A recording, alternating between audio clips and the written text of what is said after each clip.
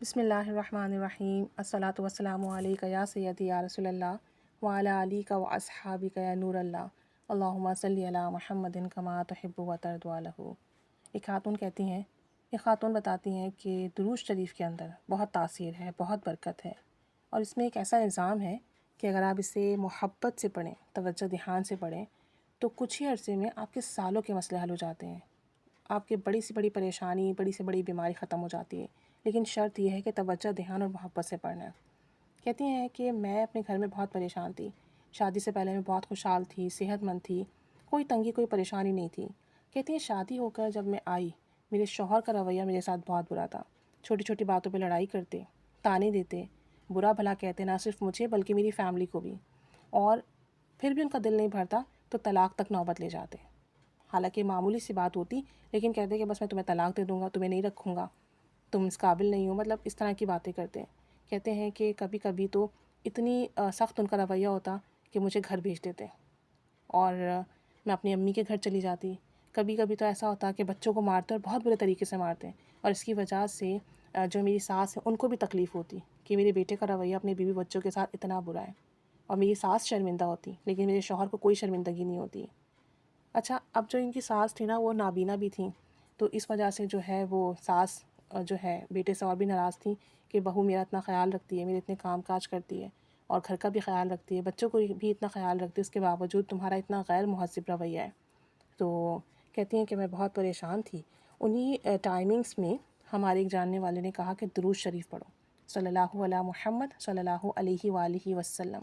یہ درود پاک سارا دن کھلا پڑھو، کسی وقت بیٹھ کر توجہ دھیان سے محبت سے پڑھو، اور آپ صلی اللہ علیہ وآلہ وسلم کی بارگاہ میں اپنی عرضی پیش کرو۔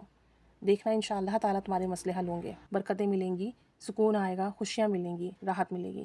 کہتے ہیں اب یہ درود شریف انہوں نے کہا کہ اس میں درود بھی ہے، سلام بھی ہے، صلی اللہ علیہ محمد صلی اللہ علیہ وآلہ وسلم۔ تو جب انہوں نے مجھے کہا تو میں نے پڑھنا شروع کر دیا۔ اب انہوں نے کہا باوضو بے وضو چلتے پھرتے ہر حال میں پڑھو۔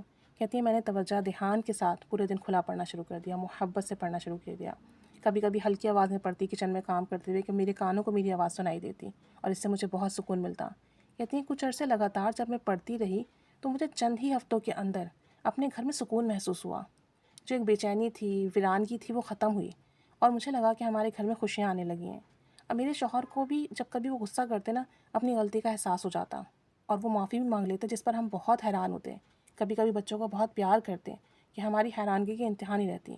کہتی ہیں میں نے اور محبت اور شوق سے یہ درود شریف صلی اللہ علیہ محمد صلی اللہ علیہ وآلہ وسلم پڑھنا شروع کر دیا کہ میرے شوہر کا رویہ مستقل ٹھیک ہو جائے۔ کہتی ہیں کہ رفتہ رفتہ کر کے میرے شوہر کے مزاج میں بہت تبدیلی آئی۔ انہوں نے مجھ سے اپنی پچھلے رویے کے لیے معافی بھی مانگی کہ میں نے تمہارے ساتھ بہت زیادتی کی، اور آئندہ انشاءاللہ تعالیٰ ایسا کچھ نہیں ہوگا۔ کہتی ہیں کہ آپ یقین کیجئے میری زندگی بدل گئی ہے۔